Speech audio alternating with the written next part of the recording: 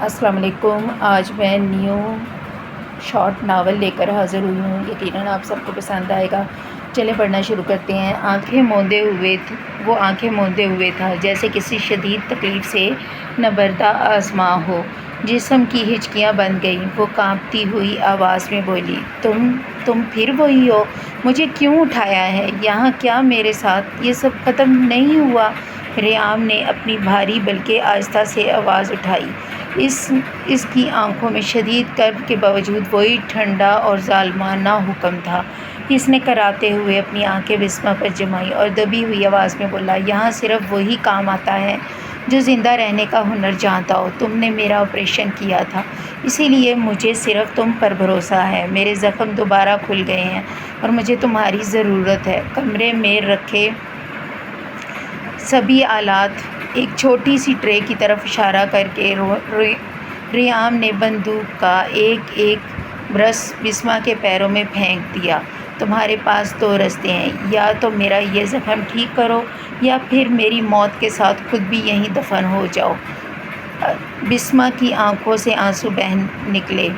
اس نے آہستہ سے آلات کی طرف ہاتھ بڑھائے۔ تم انسان نہیں، تم نے میری زندگی برباد کر دی۔ میں یہ نہیں کر سکتی، وہ روتے ہوئے بولی۔ مگر ریام نے اپنی کمر سے دوبارہ پستول نکال کے اپنے پہلو میں رکھ لی۔ اس کی آنکھیں غصہ اگل رہی تھیں۔ میرے پاس وقت نہیں بسمہ، میری سانس اکھڑ رہی ہے۔ اگر میں مر گیا تو میں محافظ تمہیں زندہ نہیں چھوڑیں گے۔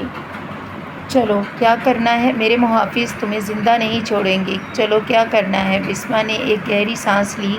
وہ جانتی تھی اس درندے کے بغیر وہ اس قید سے باہر نہیں نکل سکتی۔ وہ مجبور تھی، بے بس تھی۔ اس نے آلات اٹھایا اور ریام کے زخم کے قریب جھک گئی۔ ہر ٹانکا لگاتے وقت اس کے دل میں نفرت اور خوف کا ایک طوفان مچل رہا تھا، مگر وہ جانتی تھی کہ اس کی اپنی زندگی کا دارومدار اب اسی شخص کی سانسوں پر آئے۔ آپریشن کے بعد بسمہ نے اپنے ہاتھ دھوئے اور بنا پیچھے مڑ کے تیزی سے کمرے کے دروازے کی طرف بھاگی۔ اس کا دل سینے سے باہر نکلنے کو بے تاب تھا کہ اب وہ یہاں سے نکل جائے گی۔ جوں ہی اس نے دروازے کا ہینڈل گھمایا، پیچھے سے ایک بھاری اور کرخت آواز گونجی، اگر ایک قدم بھی باہر رکھا تو گولی تمہارے سینے کو چیر دے گی۔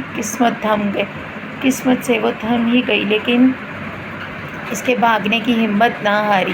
دروازہ کھولنے ہی والی تھی کہ ریام نے اپنی آخری طاقت جمع کر کے اس کا بازو پوری قوت سے کھینچا۔ بسمہ کا توازن بگڑا اور وہ پلٹ کے سیدھا ریام کے سینے سے جا ٹکرائی، جہاں اس کے زخم سے ابھی ہلکا سا خون رس رہا تھا۔ ریام نے اپنا ایک ہاتھ بسمہ کی کمر پر مضبوطی سے جما دیا اور دوسرا اس کی تھوڑی پر رکھ کے چہرہ اوپر اٹھایا، اور اس کی گرم سانسیں بسمہ کے چہرے سے ٹکرا رہی تھیں۔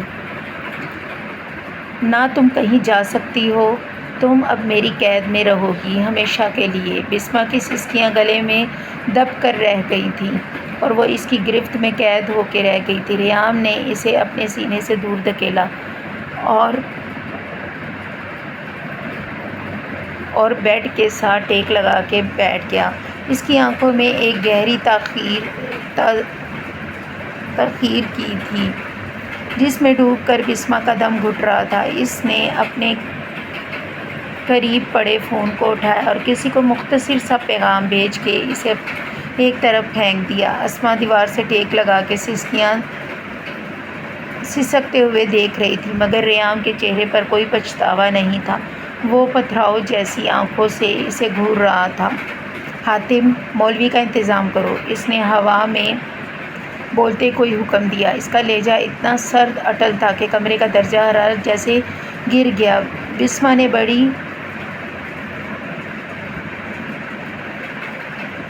پھرتی سے سر اٹھایا اور اس کی آنکھوں میں خوف اور بے یقینی کا سمندر تھا۔ نہیں، تم یہ نہیں کر سکتے۔ میں ایک آزاد انسان ہوں۔ یہ زبردستی ہے، یہ ظلم ہے، بسمہ بولی، مگر ریام نے ایک تلخ مسکراہٹ کے ساتھ اس کی بات کو نظر انداز کر دیا۔ تمہاری آزادی کا سودا اسی لمحے ہو چکا تھا جس دن تم نے میرا زخم ٹانکا تھا۔ اب اس کمرے میں صرف میری بیوی بن کے ہی نکلو گی۔ حاتم رستے میں ہے۔ بسمہ کی چیخیں اور منتیں دیواروں سے ٹکرا کے واپس پلٹ رہی تھیں۔ وہ زمین پر گھٹنوں کے بل بیٹھ کے ریام کے پاؤں پکڑ کے ٹوٹ رہی تھی۔ خدا کے لیے مجھے معاف کر دو، میں نے کہا۔ نہیں کر سکتی، مجھ پر ترس کھائیں۔ ریام نے سنگ دلی سے اپنا پاؤں چھڑایا اور اسے بازوؤں سے پکڑ کر اٹھا کر کھڑا کیا۔ اس کی گرفت اتنی سخت تھی کہ بسمہ کی ہڈیاں دکھنے لگیں۔ جب حاتم مولوی کے کمرے میں داخل ہوا تو جب حاتم مولوی کے ساتھ کمرے میں داخل ہوا تو بسمہ نے پھر فرار کی ناکام کوشش کی، لیکن ریام کے محافظوں نے اسے دبوچ لیا۔ میں نے اس سے کہا کہ تیار ہو، جلدی نکاح پڑھواؤ۔ ریام نے حق سے بسمہ کی طرف دیکھتے ہوئے کہا۔ جب ہمت ہار سکتے زمین پر بیٹھ چکی تھی۔ جب مولوی صاحب نے بسمہ سے حجاب و قبول کے لیے پوچھا تو اس کی آواز گلے میں پھنس گئی۔ ریام نے اس کے کان کے پاس چھپ کر سرگوشی کی۔ اگر انکار کیا تو ابھی اور اسی وقت تمہاری موت کا فیصلہ ہو جائے گا۔ انتخاب تمہارا ہے۔ موت کے خوف اور بے بسی کے عالم کیا ہوا کہ جسم نے لرزتی آواز میں صرف اتنا ہی کہا، قبول ہے، اور ایک لفظ کے ساتھ وہ ہمیشہ کے لیے ریام اس سمے کی ملکیت بن گئی۔ نکاح کی کارروائی مکمل ہوتی ہی حاتم وہاں سے نکل گیا۔ کمرے میں ایک دم پہلے جیسا سناٹا چھا گیا۔ ریام نے بسمہ کی طرف ایک سرد نظر ڈالی اور ایک بٹن دبایا جس سے دیوار کا ایک حصہ آہستہ آہستہ سڑک کر نیچے کی طرف کھل گیا۔ یہاں سے چلو، اب یہ تمہارا نیا ٹھکانہ ہے۔ اس نے بے رحمی سے بسمہ کا بازو کھینچا اور اسے قریب کی سیڑھیوں کی طرف دھکیل دیا۔ بسمہ ان سیڑھیوں سے اتری جہاں نیچے پہنچ کر خفیہ بس میں تھی، جب بالکل کسی قید خانے کی طرح لگ رہی تھی۔ دیواروں پر سجی مشینیں، گنیں اور اسلحہ دیکھ کر بسمہ کا کلیجہ منہ کو آ گیا۔ نہ ہی وہاں کوئی کھڑکی تھی، نہ ہی کوئی روشنی کا مناسب انتظام، بس ایک بند کمرہ جو اب اس کے لیے زندگی بھر کی قید بن گیا تھا۔ ریام نے باہر سے آ کے آہنی دروازہ بند کیا تو اس کے قریب ہو کر آواز میں بولا۔ بیسمنٹ میں گونجی۔ بسمہ فرش پہ گرے دھاڑے مار کے رونے لگی، کیونکہ وہ جان چکی تھی یہاں سے اس کی رہائی کا کوئی رستہ نہیں۔ 20 منٹ کے آہنی دروازے کی کھلنے کی آواز آئی۔ ریام کی بھاری قدموں کی چاپ گونجی اور آہستہ آہستہ چلتا ہوا بسمہ کے پاس آ کے رکا۔ بسمہ کون ہے؟ سمٹی ہوئی دیوار سے ٹیک لگائے بیٹھی تھی۔ اس کی سرخ آنکھیں خوف اور نفرت سے بھری ہوئی تھیں۔ ریام نے اپنے کوٹ کے بٹن کھولے اور بسمہ کے سامنے کرسی کھینچ کے بیٹھ گیا۔ اس کی آنکھوں میں عجیب سی اضطرابی کیفیت تھی جو پہلے نہیں دیکھی گئی۔ تم سوچ رہی ہوگی میں نے یہ سب کیوں کیا؟ اس نے ٹھنڈے لہجے میں بات شروع کی۔ اس کی آواز بیسمنٹ کی دیواروں سے ٹکرا کے گونج رہی تھی۔ میری دنیا میں سیکنڈ موت میں سر پر منڈلا رہی ہے۔ دشمن ہر موڑ پر ہاتھ لگائے بیٹھے ہیں۔ میرے دشمن ہر موڑ پر گھات لگائے بیٹھے ہیں۔ اور وہ تھوڑا سا بسمہ کی طرف جھکا اور اس کی گرم سانسیں بسمہ کے چہرے کو چھو رہی تھی۔ میں کیسے مقام پر ہوں جہاں مجھے کسی ایسے شخص کی ضرورت ہے جب میرا خون ہو، جس سے میرا اپنا سب کچھ سونپ سکوں۔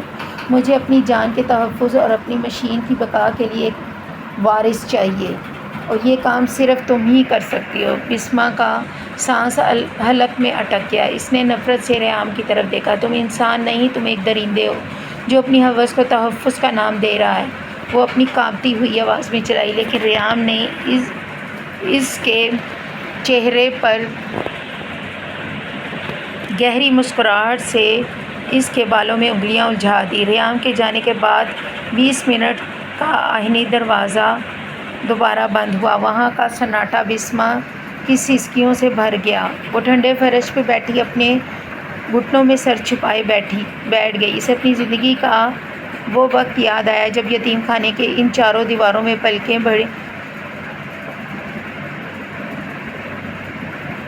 چاروں دیواروں میں پلی بڑھی تھی، جہاں اسے کبھی کسی کی محبت یا اپنائیت نصیب نہیں ہوئی تھی۔ وہ یاد کرنے لگی کیسے وہ اکیلی کھڑکی کے پاس بیٹھ کر باہر کی دنیا کو دیکھتی تھی اور سوچتی تھی کہ کبھی کوئی اس کا نہیں بلکہ ایک ظالم کی قید کی سنجیدہ، بلکہ اس کا بھی کوئی ہوگا، بلکہ ایک ظالم، وہ تو ظالم کی قید میں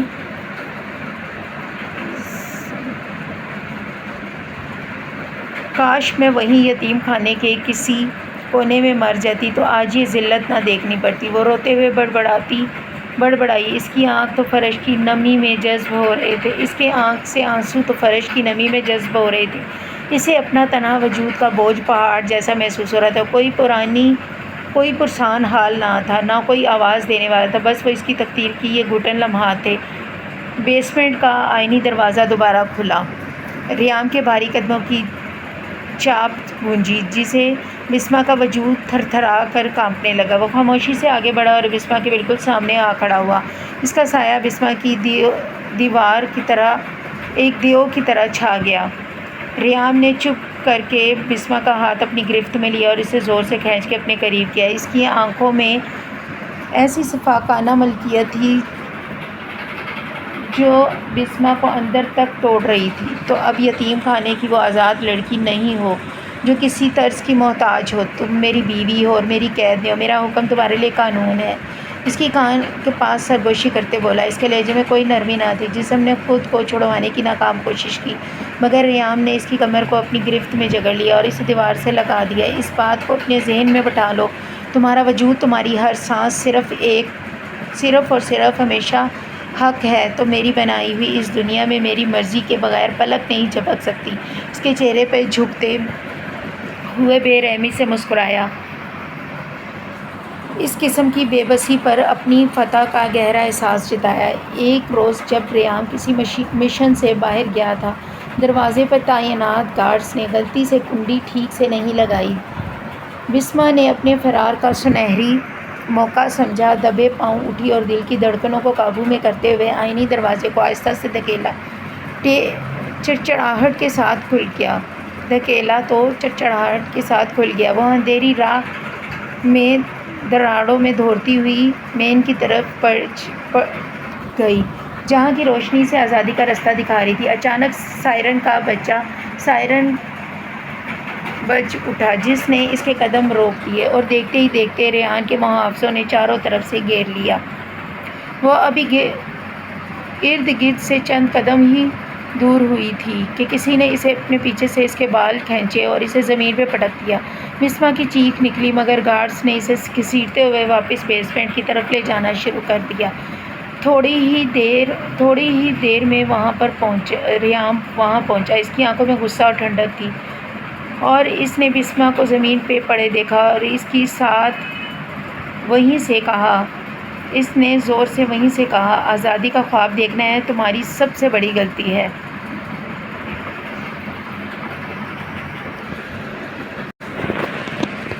زمین پر پڑے ہوئے دیکھا اور اس کی سرد میلی سے کہا، آزادی کا خواب دیکھنا تمہاری سب سے بڑی غلطی ہے۔ بسمہ، اب تمہاری یہ سزا ہے کہ تم اگلے 3 دن تک روشنی کی ایک کرن بھی نہیں دیکھ پاؤ گی۔ تو ریحام نے بسمہ کو زمین سے اٹھا کر دیوار کے ساتھ زور سے پن کیا۔ اس کے ہاتھوں کی گرفت اتنی سخت تھی کہ وہ اس کے چہرے کے بالکل قریب جھکا، اور اس کی سانس بسمہ کے رخساروں کو جلا رہی تھی۔ آنکھوں میں ایک وحشیانہ غصہ تھا۔ تمہیں کیا لگتا ہے تم باہر نکل کر زندہ رہ لوگی؟ وہ دانت پیستے ہوئے گرجا۔ اس کا لہجہ کسی گہری کھائی جیسا تاریک تھا۔ باہر کی دنیا تمہارے لیے سیف نہیں، ایک قبر ہے جہاں میرے دشمن تمہیں میری قید سے زیادہ بدتر موت دیں گے۔ یہ 20 منٹ ہیں تمہاری، یہی بیسمنٹ ہے تمہاری واحد پناہ گاہ۔ اگر تم نے دوبارہ بھاگنے کی حماقت کی تو میں تمہیں اپنی مرضی سے نہیں بلکہ زنجیروں سے باندھ کے رکھوں گا، جہاں سے تمہاری روح بھی باہر نہیں نکل سکے گی۔ بسمہ کی آنکھوں سے آنسو بہہ کے اس کے گریبان پر گرے، سسکتے ہوئے بولی، موت اس قید سے تو بہتر ہے۔ ریحام نے ایک تلخ قہقہ لگایا۔ اور اس کی چٹیاں اپنے ہاتھوں میں جگڑ لی۔ موت اتنی جلدی تمہیں نہیں ملے گی، ابھی تو میں نے تمہیں جینا سکھانا ہے۔ وقت گزارنے کے ساتھ ساتھ اسے بے معنی محسوس کیا۔ اس کا شوہر کوئی معمولی مجرم نہیں بلکہ وہ انتہائی پیچیدہ خطرناک خفیہ نیٹ ورک کا مرکزی کردار ہے، جس کی رسائی حکومت کے ایوانوں تک ہے۔ جب کبھی سیام حسین نشے کی حالت میں اپنی گفتگو میں ان خوش شخص کا تذکرہ کہتا تو بسما کو اندازہ ہوتا وہ کتنی بڑی آگ میں کود چکی ہے۔ اسے اکثر ایسے فون کالز، پیغامات سننے کو ملتے جن میں ملکوں کے نام، خفیہ کورس اور ٹارگٹ کلنگ کی منصوبہ بندی ہوتی۔ ایک بار اس نے چپ کے ریام کے لیپ ٹاپ کی اسکرین دیکھی تو دنیا بھر کے اہم ترین لوگوں کی فائلز اور ان کی زندگی کے تمام خفیہ گوشے موجود تھے جنہیں ریام اپنی مرضی سے نچوڑ رہا تھا۔ بسما کے سامنے وہ نقاب اترنے لگا تھا۔ گینگسٹروں کے سامنے وہ نقاب اترنے لگا تھا جسے اب تک ریام کی شفافیت کو محض حبس سمجھنے پر مجبور کہتا تھا، اب اس نے سے سمجھ آیا تھا وہ جس انسان کے نکاح میں بندھی اور جڑی ہے وہ حقیقت میں موت کا سوداگر ہے جس کے ایک اشارے پر دنیا بھر میں ہلچل مچ سکتی ہے۔ ایک رات جب ریام اپنے کسی مشن پر نکلا ہوا تھا، بیسمنٹ کی اوپری حصے میں اچانک دھماکہ ہوا جس میں پوری عمارت لرز اٹھی۔ دشمن سے گھبرا کے ادھر ادھر دیکھا، تبھی اس نے دیکھا کہ ایک اجنبی شخص جس کے چہرے پر گہرا زخم کا نشان تھا، ہینڈ کراس ہاتھ میں لیے خفیہ دروازے کو توڑنے کی کوشش کر رہا تھا۔ یہ تو ایام کا پرانا درندہ دشمن عثمان تھا جس نے برسوں کی تلاش کے بعد بالآخر ریام کے اس خفیہ پناہ گاہ کا سراغ لگایا تھا۔ عثمان نے دیوار کو دھماکے سے اڑا دیا۔ 20 منٹ میں بیسمنٹ میں داخل ہوتے ہی بسما کو اپنی بندوق کے نشانے پر لے لیا۔ خوبصورت قیدی تمہارے شوہر کہاں ہے؟ آج وہ اپنی موت کو خود دعوت دے گا۔ میں اس کی زندگی کا سب سے قیمتی اثاثہ یعنی تمہیں اس کے سامنے ٹکڑے ٹکڑے کر دوں گا۔ بسما کی سانس رک گئی۔ وہ اس کی آنکھوں میں جھانک کے خوف کی بجائے عجیب سی موت کی ٹھنڈک محسوس کر رہی تھی۔ اس کا وجود سہما ہوا تھا، بلی کی طرح ایک کونے میں سمٹ گیا، جبکہ آسمان کی گولیوں کی آواز بیسمنٹ کے آئینی دروازوں کو چھلنی کر رہی تھی۔ عثمان نے جیسے ہی بسما پہ گولی چلانے کے لیے ٹریگر دبایا، اسی لمحے ریام پیچھے سے داخل ہوا۔ اس نے اس پر جھپٹا مار دیا۔ دونوں کے درمیان شدید ہاتھا پائی شروع ہو گئی۔ عثمان نے موقع پا کے ریام کو دیوار کے ساتھ جگڑا اور اپنی پستول اس کے سر پر رکھ دی۔ بسما جو یہ منظر اپنی آنکھوں سے دیکھ رہی تھی، اس کا خوف لمحوں میں ہمت میں بدل گیا اور دوڑتی ہوئی میز پہ پڑی پہاڑی مجسمے کی طرح لپکی۔ جیسے ہی عثمان نے ریام کو گولی مارنے کے لیے انگلی دبائی، بسما نے پیچھے سے پوری طاقت سے وہ مجسمہ عثمان کے سر پہ دے مارا، جس سے عثمان کا توازن بگڑا اور گولی دیوار میں جا لگی۔ ریام نے ایک پل سامنے کیے بگڑا عثمان کو زمین پہ گرایا اور اس کے سینے میں اتارا۔ بسما نے اپنی جان کی پرواہ کیے بغیر ریام کو اس کے حملے سے بچایا۔ اس کا سانس پھول رہا تھا، وہ ہانپتے ہوئے زمین پہ گر گئی۔ ریام اپنی طرف دیکھ کے اسے پہلی بار کھینچا اور تشکر سے بسما کی طرف دیکھا جس کے ہاتھوں میں اب عثمان کا خون لگا ہوا تھا۔ اس ہنگامے کے تھمنے کے بعد وہ ڈری سہمی گھر بھر میں خاموشی چھا گئی۔ عثمان کی لاش فرش پہ پڑی تھی، کمرے میں خون کی بو پھیل چکی تھی۔ بسما ایک کونے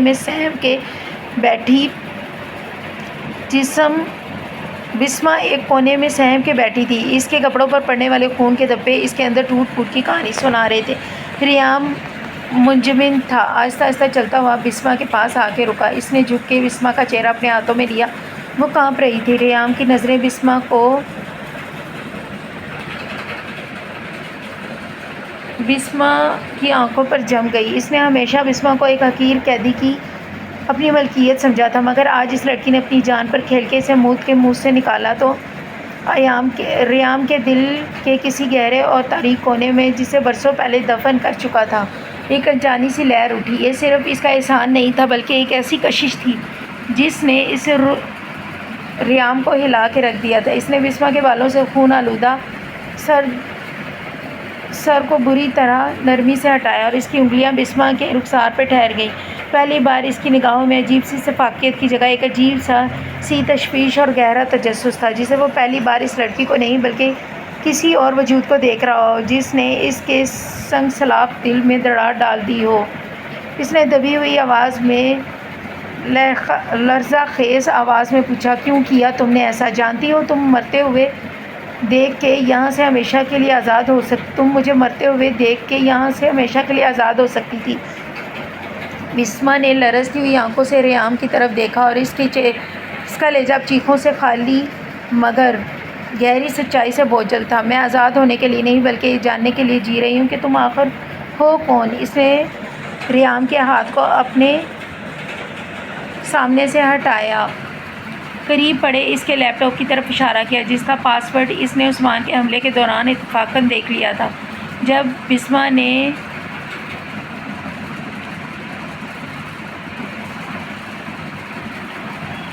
ریپیٹ اپ کی فائلز کو دوبارہ کھولا تو اسے حقیقت نظر آئی جو ریام چھپا کے بیٹھا تھا۔ محض یہ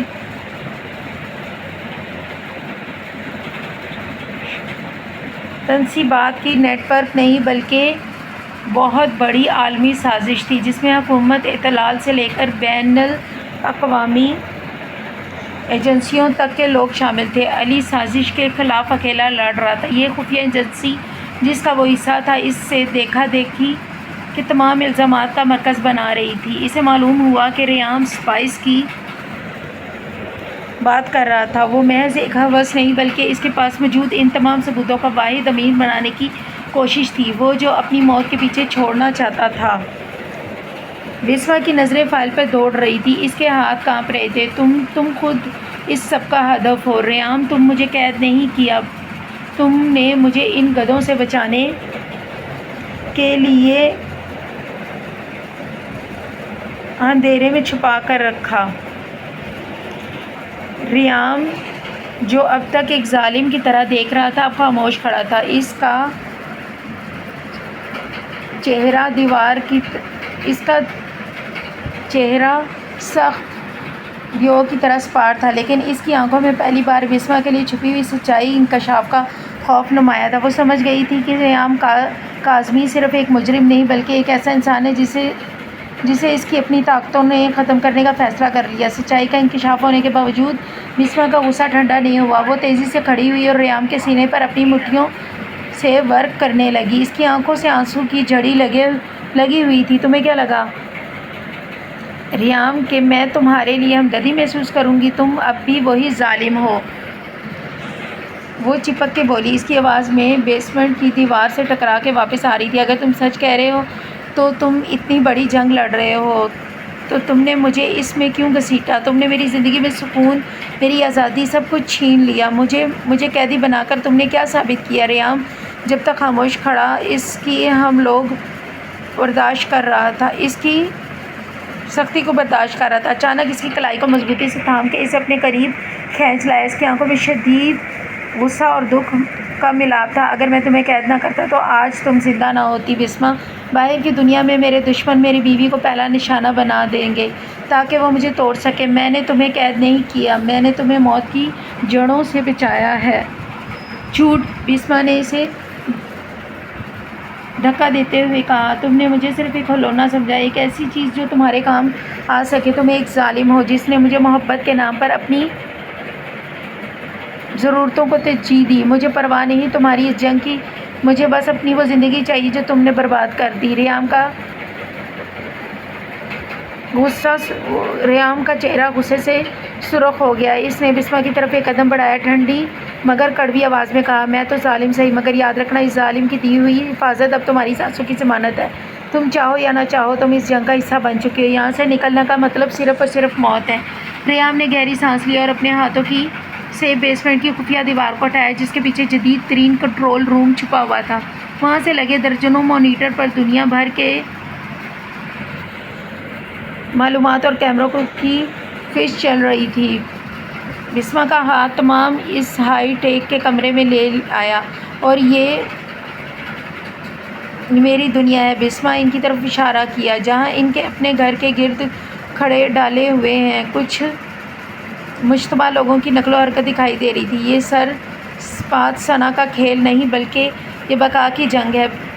اپنی ہی مہک نما کے لوگ میرے پیچھے ہیں کیونکہ میں نے ان کے کالے دندوں کا پردہ چاک کیا۔ وہ ایک ایسی کویز پہ بیٹھ گیا اور اپنی پیشانی پہ ہاتھ رکھا۔ اس کی تھکاوٹ اور تنہائی اب اس کے چہرے سے عیاں تھی۔ اس نے پستول میں اس پر رکھ دی جس کے لیے اب تک یہ ایک ڈھال تھی۔ میں نے اب تک ہر بار تنہا دشمن کو اپنی موت کا پیغام خود دیا۔ بسما میں اب تھک چکا ہوں۔ اس نے نظریں اٹھا کے بسما کی طرف دیکھا جس نے پہلی بار تکبر کی جگہ ایک ٹوٹا ہوا انسان نظر آیا۔ میری سب سے بڑی کمزوری یہ ہے کہ میں نے کبھی کسی پر بھروسہ کرنا نہیں سیکھا اور یہی وہ خلا جس کا فائدہ دشمن اٹھا رہی ہے۔ اس نے لرزتی آواز میں اعتراف کیا۔ تمہیں قید یہاں کرنے کے لیے پیچھے خوف یہ بھی تھا کہ اگر میں نے تمہیں اپنے قریب رکھا تو دشمن تمہیں میرا کمزور ترین پہلو نہ بنا لے، دور رکھا تو تمہیں کھو دوں گا۔ اب میں تو خود کو اپنے ہی ہوئے بچھائے جال میں قید محسوس کرتا ہوں اور سچ تو یہ ہے بسما کہ میری واحد امید ہو، میری واحد کمزوری ہو جس کے بغیر میں لڑائی کو مزید لڑنے کا حوصلہ کھو بیٹھا ہوں۔ بسما اس کے سامنے کھڑی ہے، سب سن کے ساکت رہ گئی۔ ایک ایسا مرد جو موت سے نہیں ڈرتا ایک لڑکی کے سامنے اپنی شکست تسلیم کر رہا تھا۔ اس لمحے کو ریام کاظمی کو ایک شفاق حکمران نہیں بلکہ تنہا مسافر دیکھ رہی تھی جو اپنی ہی جنگ میں گم ہو چکا تھا۔ بیسمنٹ کے اس کنٹرول روم میں جہاں ہر طرف ٹیکنالوجی کا شور تھا، ایک خاموش لمحہ تب پیدا ہوا جب ریام کی نظر بسما کے ہاتھ میں موجود چند بوسیدہ ٹپ پہ پڑی جس میں ان خطوط کو اپنی پرانی علماء کی خفیہ خانے سے نکال کے پڑھ رہی تھی۔ یہ وہ خطوط تھے جو اسے یتیم خانے کے زمانے میں کسی نامعلوم شخص نے بھیجے تھے جس میں اس کے والدین کے ماضی کے بارے میں شایع رہے تھے۔ ریام جھپٹے سے بسما کے ہاتھ سے وہ خطوط چھین لیے۔ یہ کیا ہے؟ اسے سخت لہجے میں پوچھا۔ تیزی سے ان پر نظر دوڑائی۔ بسما کی رنگت سرد پڑ گئی۔ وہ میرے ماضی کے بارے میں ہے۔ ریام پلیز مجھے واپس کر دو۔ لیکن ریام کی آنکھوں میں خطوط کے اندر چھپے ان ناموں اور جگہوں کو پڑھ کے وہ سکڑ گئی۔ اسے احساس ہوا یہ خصوصی ماضی کی یاد نہیں بلکہ سازش کی کڑی ہے جس میں وہ خود الجھا ہوا ہے۔ تمہیں یہ کہاں سے ملے؟ تم نے مجھے یہ کیوں نہیں بتایا؟ اس نے گرج کے پوچھا۔ اس کی آواز میں شک کی لہر تھی۔ مجھے نہیں معلوم تھا کہ ان کا تعلق تمہاری دنیا سے ہے، بسما نے روتے ہوئے کہا۔ یہ میرے والدین کی آخری نشانی ہے ریام، اس میں کوئی سازش نہیں، یہ صرف درد ہے۔ ریام نے خطوط کو اپنے ہاتھوں میں دبوچ لیا۔ اس کے چہرے پر ایک ایسی شفقانہ سنجیدگی کہ آگے جب بسما کو خوفزدہ کر رہی تھی۔ اس نے ایک لمحے کے لیے بسما کی طرف دیکھا تو ایک سرد آہ بھر کے کہا، تمہارے ماضی میں مس تمہاری سب سے بڑی دشمن کی بنیاد ہے۔ یہ خطوط اس بات کا ثبوت ہیں کہ جب بسما کو خوف زدہ کر رہی تھی اس نے ایک لمحے کے لیے بسما کی طرف دیکھا تو ایک سرد آہ بھر کے کہا، تمہارا ماضی ہی تمہاری سب سے بڑی دشمنی کی بنیاد ہے۔ یہ خطوط اس بات کا ثبوت ہے کہ تم میرے لیے کوئی حادثہ نہیں تھی بلکہ تمہیں اس پورے کھیل کا ہدف ہو جسے میں اب تک سمجھ نہیں سکا تھا، بلکہ تمہارے اس پورے کھیل کا ہدف ہو جسے اب تک میں نہیں سمجھ پایا تھا۔ اس نے خطوط کو اپنی جیب میں ڈال لیا اور بسما کو ایسا لگا جیسے اس نے نہ صرف اپنے والدین کی یاد کھو دی ہو بلکہ ریام کو مزید خطرناک دنیا میں ہمیشہ کے لیے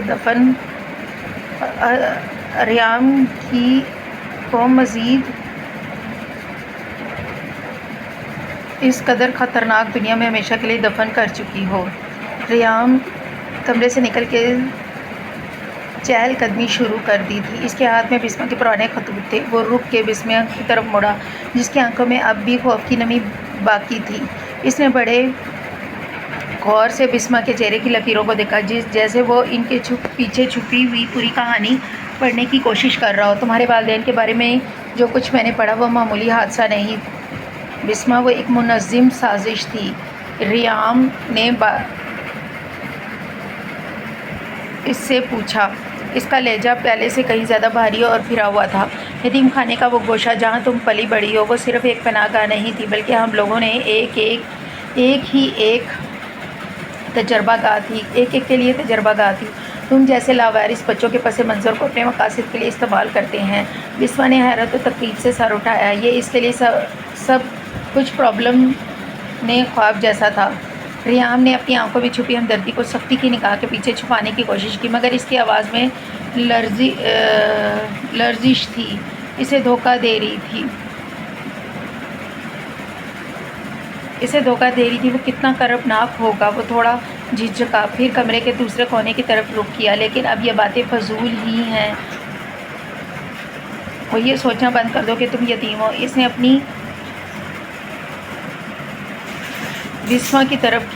اپنی کمر بسما کی طرف کی، شاید اس لیے کہ وہ نہیں چاہتا تھا کہ بسما اس کی آنکھوں میں چھپی وہ ہمدردی دیکھ لے جو اس کے ٹھوس کردار کو کمزور کر سکتی تھی۔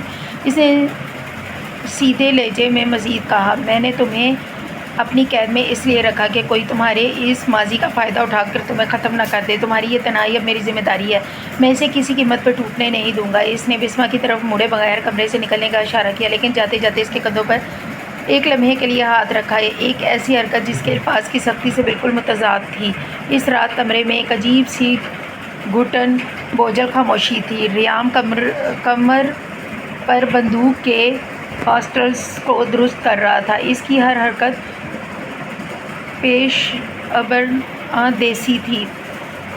آنا ور دیسی تھی، مگر ریام کی آنکھوں میں ٹھنڈک نہیں تھی، چاند کے طور پر ہوا کرتی تھی۔ وہ مشن خطرناک تھا، اتنا کہ واپسی کا امکان بہت کم تھا۔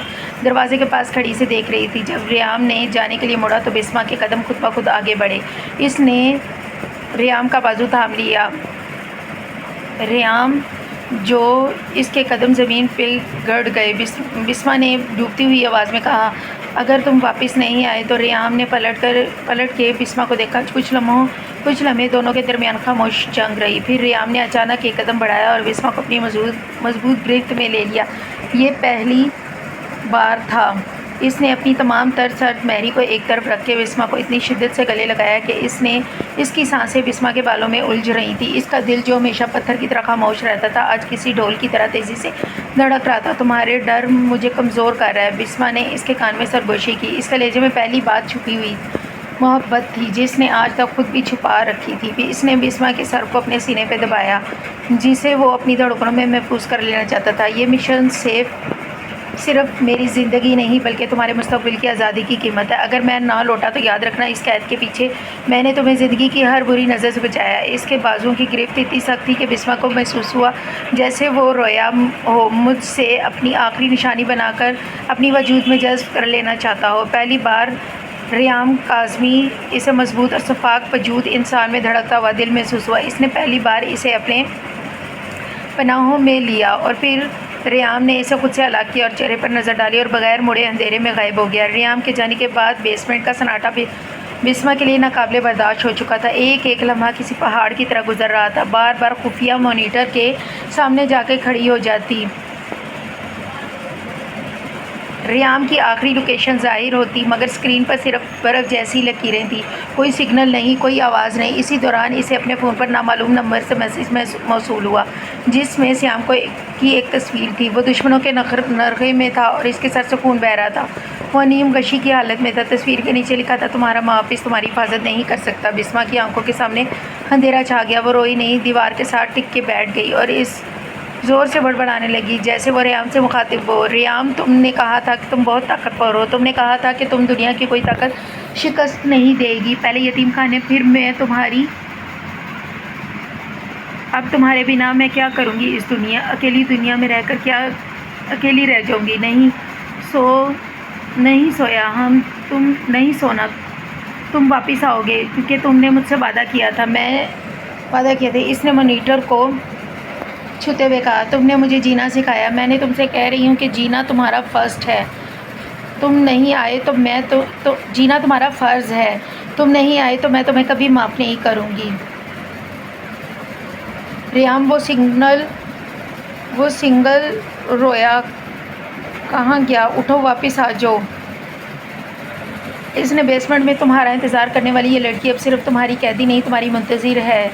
بیسمنٹ کی خاموشی میں اس کی باتیں باز گشت کر رہی تھی، مگر جواب میں صرف خوفناک خاموشی تھی جس کی بے چینی کو مزید بڑھا رہی تھی۔ دروازے کی طرف دیکھتی رہی، اس امید سے کہ شاید ریام کے قدموں کی چابی سے سنائی دے۔ بیسمنٹ کی تاریکی اور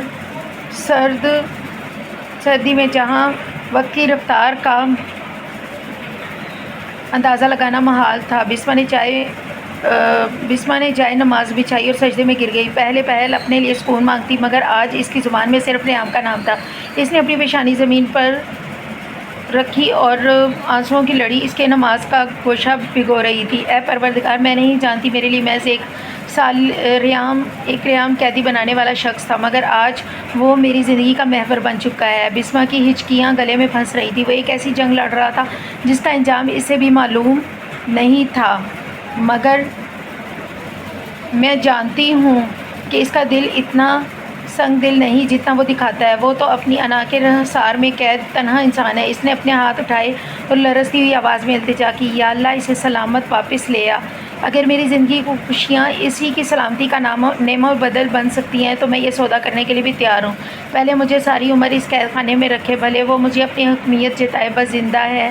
مجھے اس کی وصولی نگاہیں، درخت، کرخت، لیجا سب قبول ہے، بس اسے موت کے ان سائے سے باہر نکال لا۔ اس نے بیسمنٹ کے آئینی دروازے کی طرف دیکھا، سسکی بھر کے معلوم ہوا کہ ریام، میں نے تمہیں اب سمجھنا شروع کیا۔ تمہاری وہ دنیا جہاں تم اکیلے لڑتے ہو، میں وہاں تمہارے ساتھ ہوں۔ اپنی دعاؤں کے اثار کے ساتھ تمہیں واپس آؤ گے اور دیکھو گے تمہاری قید میں رہنے والی لڑکی تو اپنی جان تک دینے کو تیار ہے۔ پلیز واپس آ جاؤ۔ وہ دیر تک اس طرح اپنے رب کے حضور جھکی، امید اور خوف کے درمیان جھولتی رہی، دعا کرتی رہی۔ جس ریام سے وہ نفرت کا کہتی تھی، اس کے لیے اس کی روح کی تڑپ ہے۔ بیسمنٹ کا آئینی دروازے کھلا۔ بسما جو سجدے سے اٹھ کے مانیٹر کے سامنے بیٹھی تھی، بجلی کی تیزی سے دروازے پر ریام تھا، لیکن وہ ریام نہیں جسے وہ جانتی تھی۔ اس کا لباس خون سے ابتر تھا، کندھے پر زخم جس سے مسلسل خون بہہ رہا تھا، اس کے قدم لڑکھڑائے، چہرے پر پڑنے والی خراشیں اور بے ہوشی کے عالم میں اس کی جھکتی ہوئی پلکیں اس کے شدید زخمی ہونے کی گواہی دے رہی تھیں۔ ریان لڑکھڑا کے فرش پر گرنے والا تھا کہ بسما نے دوڑ کے اسے تھام لیا اور اس کا وزن بسما کے ناقص کندھوں پر آیا، مگر بسما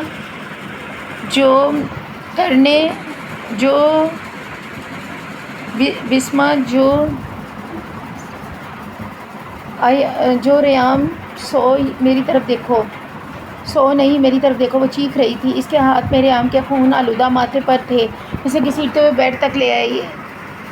بسما کے اندر کی وہ لڑکی جو چند دن پہلے تک خوفزدہ تھی، اپنے ایک ماہر اور پسندیدہ ڈاکٹر کی طرح حرکت میں آ گئی، اور اس نے فوراً ایڈ کٹ نکالی اور پانی گرم کیا، اور ریام کے سینے اور کندھے پر اتنے گہرے زخم تھے کہ جسم کی انگلیاں کانپنے لگی، لیکن اس نے اپنے آنکھوں کی آنسو پونچھتے ہوئے بڑبڑاتے ہوئے اس نے اپنا دوپٹہ پھاڑ کے پٹیاں بنائی، زخموں کو اینٹی سیپٹک سے صاف کیا اور بڑی سرد مہری سے ٹانکے لگانا شروع کیے۔ ریام نیم بے ہوشی کی حالت میں بھی اس کے لمس کو محسوس کر رہا تھا۔ جب اس کی بس ہوئی، بسما کی سوئی اس کے جلد میں پیوست ہوئی، ریام کے ہونٹوں سے ایک دبی ہوئی کرار نکلی، بسما کا دل پہاڑ پر ہو جاتا۔ پوری رات بس بسما اس کے سرہانے بیٹھی، کبھی اس کا بخار چیک کرتی تو کبھی اس کے ماتھے پر ٹھنڈی پٹیاں۔ ایسے ہی صبح کی پہلی بیسمنٹ کی چھوٹی سی کھڑکی کے اندر روشنی نمایاں ہوئی اور اندر ریام کی نبض معمول پر آ چکی تھی، جس بات کی تھکن سے نڈال ہو کے اس کے ہاتھ میں سر رکھے سو گئی۔ ریام نے اپنی آنکھیں آہستہ سے کھولی، اس کا وجود درد سے جو تھا، مگر اس کی نظر جب سوئی بسما پہ پڑی، اپنی جان پر کھیل کے اسے موت کے منہ سے واپس لائی، تو اس کی آنکھوں میں پہلی بار نرمی اتری جس کا تصور بھی ممکن نہ تھا۔ وہ خاموشی سے اسے دیکھتا رہا جسے بسمہ کی زندگی کا واحد دلیل ہو۔ اس کی زخموں کی شدت اور بخار کی کیفیت میں ٹرائم کا ہوش حواس سے بیگانہ ہونا ایک عام بات تھی، لیکن اس رات کا منظر کچھ اور تھا۔ شدید بخار میں مبتلا تھا، اس کے ہونٹ خشک سفید پڑ چکے تھے، مگر اس کی آنکھیں بسمہ کے چہرے پہ جمی تھیں۔ اس مریض کے سرانے بیٹھی پانی کا گھونٹ پلانے کی کوشش کر رہی تھی۔ ریان نے یکایک اس کا ہاتھ مضبوطی سے تھام لیا۔ بسمہ کی آواز بہت مزاح اور لرزہ خیز تھی۔ وہ گہرے سانس لیتے ہوئے، تمہارے ہاتھوں پر جو زخم ہے، وہ تمہاری آنکھوں میں جو ڈر ہے، یہ سب میری دی ہوئی سزا ہے۔ میں نے تمہیں قید نہیں کیا، میں نے تمہیں قید کرنے کی کوشش کی، بس موت سے خاموشی کروانے کے لیے کچھ کہنا چاہا۔ لیکن ریام نے اپنا سر تکیے پر کروٹ کی طرف موڑا، آنکھوں سے آنسو بہنے لگے۔ یہ وہ ریام نہیں تھا جسے دنیا کانپتی تھی، یہ ٹوٹا ہوا انسان تھا جو اپنی ذات کے بوجھ تلے تھا۔ میں نے بہت گناہ کیے، بہت سی زندگیوں کو جاڑا۔ میں نے سوچا میں تمہیں اپنی حفاظت میں کفارہ ادا کر رہا ہوں ان گناہوں کا۔ کیا تم مجھے معاف کر سکتی ہو؟ میں نے تمہیں محبت دینے کی بجائے صرف اور صرف خوف دیا۔ میں نے تمہاری آزادی چھینی۔ میں جانتا ہوں تمہیں ڈرانے کا کوئی جواز نہیں، مگر پھر بھی میں چاہتا ہوں کہ تم جان لو مجھے ان اذیتوں کا کتنا احساس ہے۔ بسمہ کی آنکھوں سے جڑی لگ گئی۔ بسمہ کی آنکھوں سے آنسوؤں کی جڑی لگ گئی۔ اس نے ریام کے ماتھے پر اپنا ہاتھ رکھا، اسے تسلی دیتے ہوئے، خاموش ہو جاؤ، بس اب ان باتوں کا وقت نہیں ہے۔ جو ہوا شاید تمہاری تقدیر تھی۔ مگر ریام نے اپنی گرفت ڈھیلی نہیں کی۔ بسمہ، مجھے معافی چاہیے، اپنی اس دنیا سے لڑ سکتا ہوں لیکن نفرت کے بوجھ تلے زندہ نہیں رہ سکتا۔ مجھے معاف کر دو تاکہ سکون سے آخری لڑائی لڑ سکوں۔ اس کی آواز میں آس سی تھی۔ بسمہ کا دل موم کی طرح ہو گیا۔ اس نے جھک کر ریام کے ماتھے پر بوسہ دیا، تو میں نے معاف کیا۔ ریام، سو جاؤ، میں یہیں تمہارے پاس ہوں۔ ریام کی گرفت ڈھیلی پڑی اور وہ ایک گہری پرسکون نیند چلا گیا، جیسے اس کے سینے سے کوئی بوجھ ہٹ گیا ہو۔ براہ کرم اس کہانی کے بارے میں اپنی رائے ضرور دیجیے گا اور بتائیے گا۔ اس طرح کی کہانی لے کر آپ کے لیے اور حاضر ہوں گی انشاءاللہ۔ اللہ حافظ۔